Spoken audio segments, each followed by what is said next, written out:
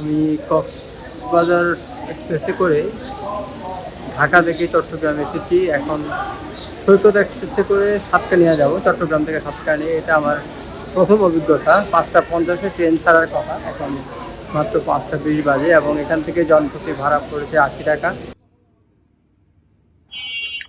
5:50 train অবশেষে 2 ঘন্টা দেরিতে স্টেশন ছাড়লো। পাওয়ার হাউজে কোনো একটা সমস্যা হওয়ার কারণে এই দেরি। কারণ হচ্ছে বারবার ওনারা ঠিক করছিলেন, বারবার আবার নষ্ট হয়ে যাচ্ছিলেন।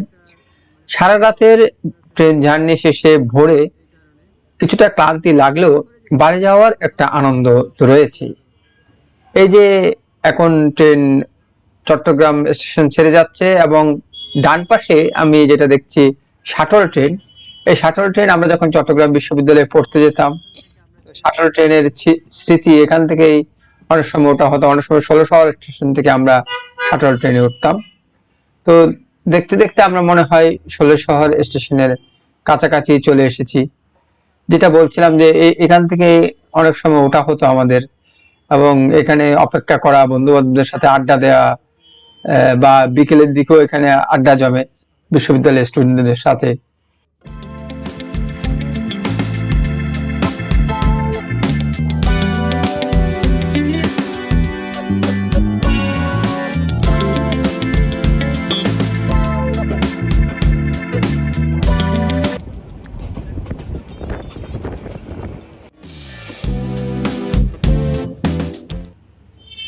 ট্রেন চলছে, এটা হচ্ছে জানালিহাট স্টেশন, এটা 16 শহরের পরের স্টেশন।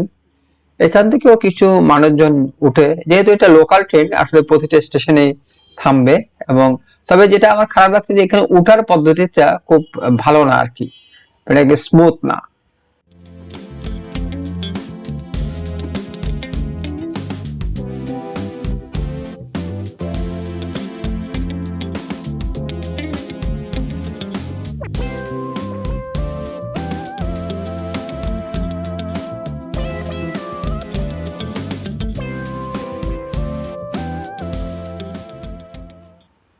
আমরা জানালিহাট স্টেশন পেরিয়ে যাচ্ছি এবং এরপরে কর্ণফুলী নদীর উপর আমাদের ট্রেন উঠে গেছে।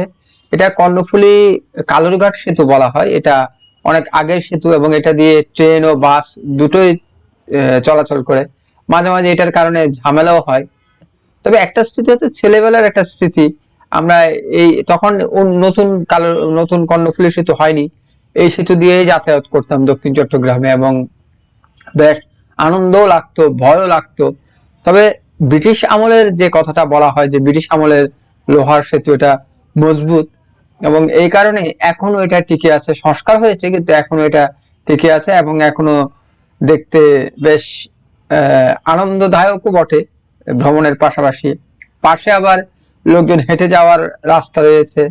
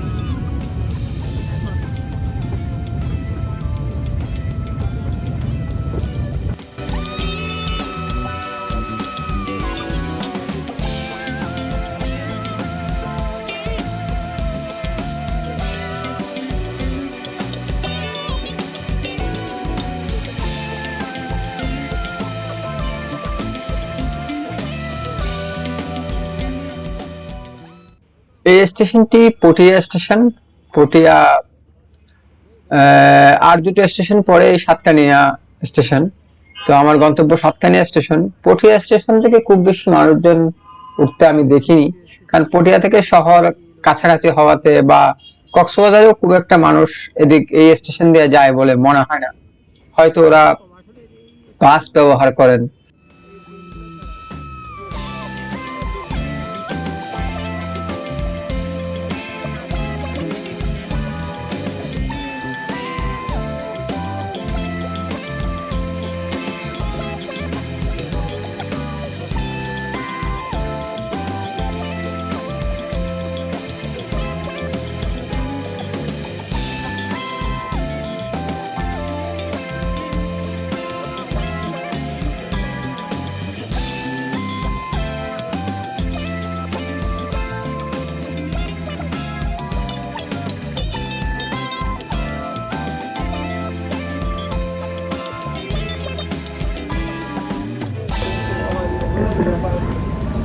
পটিয়ার পর এটা হচ্ছে 2000 স্টেশন, চট্টগ্রাম থেকে কক্সবাজার যাওয়ার পথে। বেশ সুন্দর স্টেশনটা। এরপরেই সাতকানিয়া স্টেশন আমার গন্তব্য। তো একসময় 2000 থেকে আসলে মালামাল পারাপার করার জন্য ট্রেন চলতো এবং সে ট্রেন চট্টগ্রাম যেত, সেগুলো লোকাল ট্রেন ছিল, খুব বেশি যাত্রী পরিবহন করতো না। হয়তো কাঞ্চননগরের পেয়ারা কিংবা 2000-এর কোনো সবজি যেগুলো নদীপথে আসতো শঙ্করনদী নিয়ে, আর হচ্ছে লাকড়ি, বিশেষ করে লাকড়ি পরিবহন করা হতো। এখন তো অনেক সুন্দর স্টেশন এবং যাত্রীও পরিবহন করে।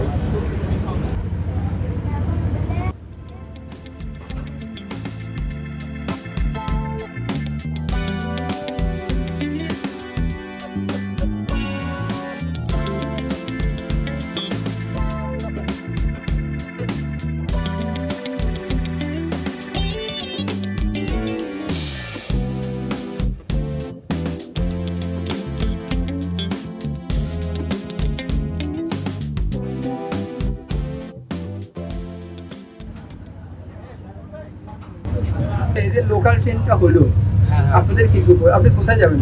আমি তো কক্সবাজার থেকে চট্টগ্রাম আসছি যে কালকে বৃহস্পতিবারে। ওটা একটা কাজ ছিল আমার, এই জন্য ওখানে আসছি। কাজটা শেষ করে আজকে চলে যাচ্ছি এবং কক্সবাজার থেকে চলে যাচ্ছি আজকে। লোকাল ট্রেন হওয়াতে কি সুবিধা হবে? লোকাল ট্রেন বলতে আমরা যারা ছাত্র স্টুডেন্ট যারা আছে তাদের জন্য বিশেষ করে সুবিধা হচ্ছে যে বিশেষ ওয়েট করতে হয় না, মানে ট্রেন আসলেই আমরা লগে লগে চলে আসি। মনে করেন ভাড়া, হ্যাঁ, এই কেউ থেকে 150 টাকা, কেউ থেকে 185 টাকা এরকম। তারপরে তো সুবিধা হয় আমাদের জন্য, ওটা আমাদের জন্য বেস্ট।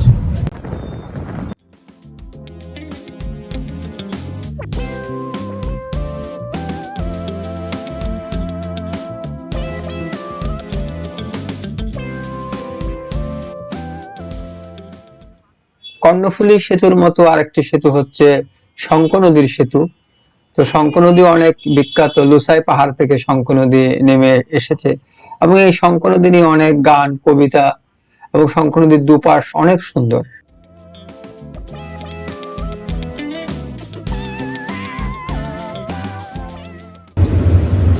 এই সেই বহুল প্রতীক্ষিত সাতকানিয়া স্টেশন, যেখানে আমি নামলাম। তো আমাদের ট্রেন প্রায় 1.5 ঘন্টার থেকেও বেশি লেগেছে যে এখানে আসতে, কারণ হচ্ছে একটু দেরি করে ফেলছে। 5:50-এ ছাড়ার কথা, ছেড়েছে আরও দেরিতে। যাই হোক, অবশেষে পৌঁছানো গেল। খুব আহামরি জার্নি হয় নাই, তবে যেহেতু অভিজ্ঞতার জন্য দরকার ছিল বা